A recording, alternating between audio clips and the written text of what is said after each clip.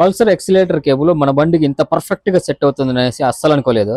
మన బండి accelerator cable కు పల్సర్ ఎక్సిలేటర్ కేబుల్ కు చాలా తేడా ఉంది మామ. మన బండి ఎక్సిలేటర్ కేబుల్ కి థ్రోటల్ ఇచ్చే వైపు ఏమో బటన్ ఉంటుంది, కార్బెటర్ వైపు ఏమో కార్బెటర్ నీడిల్ లో ఇన్సర్ట్ చేయడానికి చిన్న పిన్ లాగా ఉంటుంది. పల్సర్ కి రెండు వైపులా బటనే ఉంటుంది. ఇప్పుడు నేనేం చేస్తున్నానంటే కార్బెటర్ వైపు ఉండే బటన్ ని మిషన్ సహాయంతో గ్రైండ్ చేసి చిన్న పిన్ లాగా ఆల్టర్ చేస్తున్నా. పల్సర్ స్విచ్ కి అలాగే మన బండి కార్బెటర్ కి సెట్ అయ్యే విధంగా కేబుల్స్ ఉన్నాయో లేదో నాకైతే తెలియదు మామ. దానికి బటన్ కాస్త పిన్ లాగా తయారైపోయింది. మన బండి కార్బెటర్ లోపల వచ్చే నీడిల్ కి దీన్ని కరెక్ట్ గా ఇన్సెట్ చేసి చూస్తే పర్ఫెక్ట్ గా సెట్ అయింది మామ. కొంచెం అలా ఇలా తేడా లేకుండా కరెక్ట్ గా సెట్ అయింది. మన బండి ఎక్సిలేటర్ కేబుల్ కి పల్సర్ ఎక్సిలేటర్ కేబుల్ కి కొంచెం కూడా డిఫరెన్స్ లేదు, కరెక్ట్ గా ఉందన్నమాట మామ. మీరు ఇలాంటి పనులు ఇంటి దగ్గర ఎలాంటి సేఫ్టీ లేకుండా చేయొద్దు మామ, ప్లీజ్. అడ్డదిడ్డంగా చేసుకునేసి మీ బండ్లను అయితే పాడు చేసుకోవద్దు.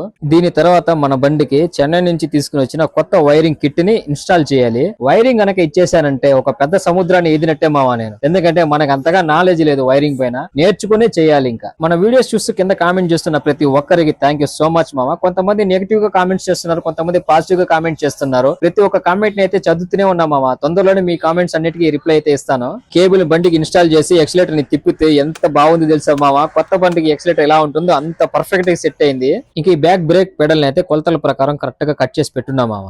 దీన్ని వెల్డింగ్ షాప్ కు తీసుకుని వెళ్ళి ఆర్కే వెల్డింగ్ అయితే చేయాలి. మన వీడియోస్ చూస్తూ లైక్ చేస్తున్న ప్రతి ఒక్కరికి పేరు పేరున థ్యాంక్ యూ సో మచ్ మామ. ఈ రోజుకైతే ఇంతే, మరొక వీడియోలో మళ్ళీ కలుద్దాం.